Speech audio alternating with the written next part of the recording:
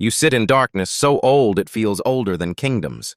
Roots hold you upright now. One red eye still watches. Far to the south, castles and graves still bend around choices you made when you were only Brynden Rivers. You are a king's bastard, a kinslayer, a spymaster, a lord commander, and now the Last Greenseer. Before Bran Stark ever finds this cave, you spend a lifetime learning the same lesson over and over. Songs are for prettier men. You are the thing that remains when the realm decides it would rather survive than stay clean. You are born in King's Landing in 175 AC, pale as milk, red-eyed, and marked on the right side of your face by a wine-red stain. Later men call it a raven drawn in blood. For now it is only your mother's hand on your cheek, and the name she gives you before the court can name you something uglier. Your mother matters more than most bastards ever get to say.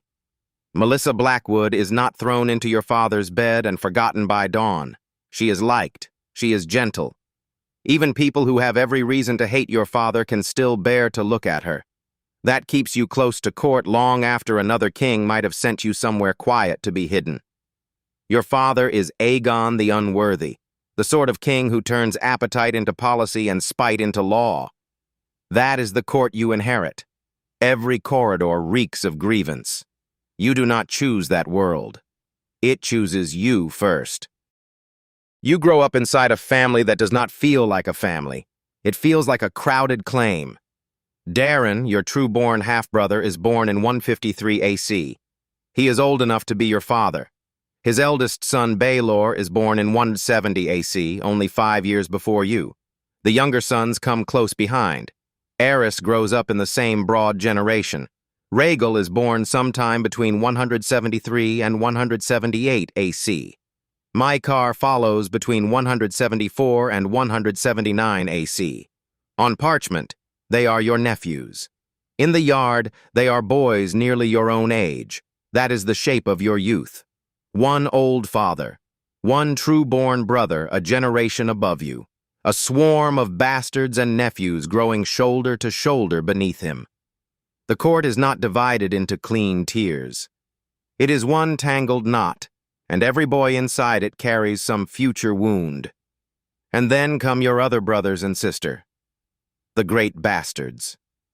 Daemon shines. Aegor bites. Shiera pulls every eye in the yard. You stand pale and watchful, learning early that the handsome men get cheers and the strange ones get rumors. Sir Quentin Ball teaches all of you the same trade. Swing, strike, endure. But even as boys, you are not being shaped into one kind of man. Daemon becomes the dream your father should never have made flesh. Tall, silver gold, almost too beautiful to be real, he takes the sword Blackfyre from Aegon's hand, and half the realm sees destiny instead of bastardry. He does not stay Demon Waters for long. He becomes Daemon Blackfyre, a name, a banner, a promise. You do not follow him into legend. You stay Brynden Rivers. That choice tells the whole story before the wars even start. Daemon turns his bastard birth into a rival dynasty. You turn yours into an instrument. Aegor hates you for reasons simple enough for any fool to understand. Daeron's line trusts you more than it trusts him. Court doors open for you. Shiera draws both of you like a wound you cannot stop touching. Then your father dies and leaves the kingdom one last poison gift. In 184 AC, he legitimizes all his bastards. He spends a lifetime fouling the realm, then calls his final spite a legal act. Daemon gains grounds, income, and a name fit for rebellion. You gain legitimacy without safety. Bittersteel gains one more reason to bare his teeth. Daeron keeps the incomes your father gave the great bastards. He leaves you in place, but never forgets what you all represent. From that point on, every feast, wedding, council, and tourney lives under the same silent question. Which branch of this ruined family will try to rule the rest? The answer comes in 196 AC. Daemon rises against Daeron, and the realm tears open exactly the way your father trained it to. Lords choose beauty, old grudges, anti-Dornish spite, and dreams of a warrior king. You choose Daeron. He trusted your mother. You also know what Daemon's charm would do once it sat the throne. At some point, one bastard in this family has to defend the state instead of seducing it. Your raven's teeth seize the weeping ridge. From high ground and long range, you begin to break the Blackfyre heart one body at a time. Aegon falls first. Daemon follows. Aemon dies after him. Afterward, men say sorcery guided your arrows. They do not need sorcery. They need an answer for why 3 shots can end one dream so completely. Then Aegor comes for you. He comes as a brother, a rival, and a wound that has finally grown a sword arm. You do not kill him. You only take from him and let him take from you. When the fighting breaks apart, one of your eyes is gone. You keep the empty socket. Let the realm look at what its fear costs. Redgrass is where you stop being Brynden, the clever bastard at court. Redgrass is where you become Bloodraven, the man people will blame for saving them. By the time Daeron dies in 209 AC, you have already become part of the kingdom's machinery. Aenys names you Hand of the King. He also leaves you the work of a master of whisperers, because someone has to govern while he reads.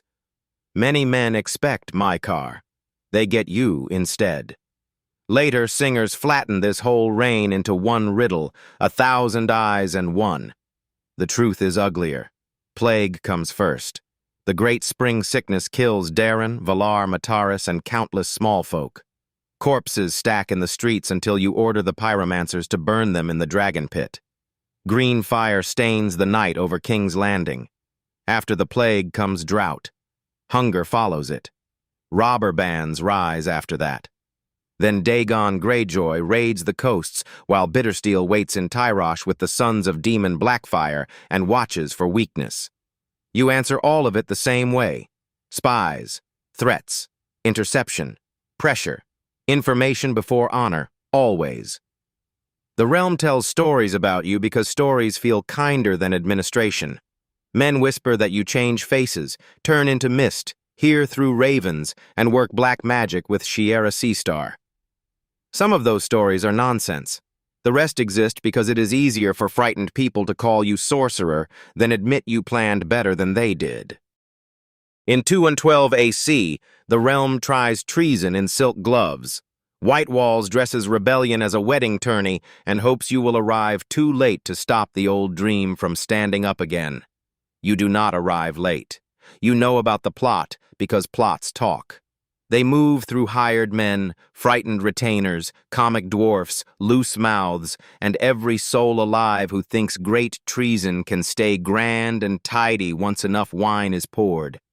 Whitewalls is the clearest picture of the kind of man you are. Daemon II wants theater. He wants banners, sudden loyalty, the thrill of a pretender revealed. You bring 300 raven's teeth, 3 Kingsguard, 500 knights, and 5,000 infantry. You do not come for a duel. You come for certainty. He calls for single combat. You refuse. That refusal tells the truth better than any speech ever could. Daemon's kind of man believes history is a stage waiting for him to step into the light. Your kind of man believes history is a door that must be kicked shut before another fool forces it open. You arrest the pretender. You keep him alive because Bittersteel cannot be allowed to replace him with another better-shaped dream. Then you make an example of Whitewalls itself. Down stone by stone, salt in the ground, no monument left behind for sentimental fools. Years pass. Rebellions keep trying to come back under new names and younger faces. Aerys dies. Maekar follows him. You keep your place under a king who has every reason to dislike you because competence survives arguments longer than affection ever does. Then comes 233 AC, Maekar dead, succession uncertain, the realm looking once more for a crack to split apart inside. Aenys Blackfyre wants to come to King's Landing under safe conduct and put his claim before the lords. You let him come. Then you have him arrested and beheaded. This is the deed that strips away the last easy defense. Redgrass can be called war. Whitewalls can be called prevention. This is something colder. You choose dishonor on purpose because you no longer believe the realm can afford honorable risks. The council makes Aegon V king. His first act is not gratitude, it is arrest. You tell him you gave up your honor for the good of the realm. He does not forgive you. He gives you the wall instead of death, which is mercy only if a man still wants the south. You ride north in disgrace with men who once served you and men who never mattered to any lord before that day. Maester Aemon goes with you. Duncan the Tall escorts the journey. Even in defeat, your life stays braided to the strangest and hardest names in the dynasty. The wall does not cleanse you. It strips away the court and leaves the method. Watch, count, prepare, command. That is still you. In 239 AC, the Night's Watch elects you Lord Commander. Even here, men decide that when danger is real, they would rather follow the one-eyed bastard who has already paid for winning than a cleaner man who might fail prettily. The South thinks it has buried you in ice. It has only given you a longer frontier. In 252 AC, you range beyond the wall and do not return. The South can call that disappearance. From your side of it, this is only the last road your whole life has been walking toward. Court to battlefield, battlefield to council, council to wall, wall to the trees. You go past command and into witness. Flesh thins, time loosens. The old gods take more from you than any king ever did, and in return, they let you see farther. Not everything. Never everything. Enough. By the time Bran Stark reaches you, you are barely a man in the shape Southern memory would recognize. But you are still Brynden Rivers in the ways that count. You watch. You weigh bloodlines, choices, failures, and futures. You believe the realm can still be saved if the right knowledge survives long enough to reach the right hands. This is where your life stops looking like old Targaryen history and becomes present danger again. Bran does not find a legend. He finds you, a bastard from Aegon the Unworthy's court, the archer of Redgrass, the hand who ruled with fear, the prisoner who became Lord Commander. At the end, only the Watcher in the roots remains. You cannot change the past. You can only keep seeing it. Your loved brother is still there. So is the brother you hated. So is the woman you could never stop wanting. The realm remains there too, always on the brink of doing again what your father taught it to do the first time. You spend your whole life choosing the hard answer before the pretty one can ruin everything. Sometimes that makes you the savior. Sometimes it makes you the monster. Usually it makes you both at once.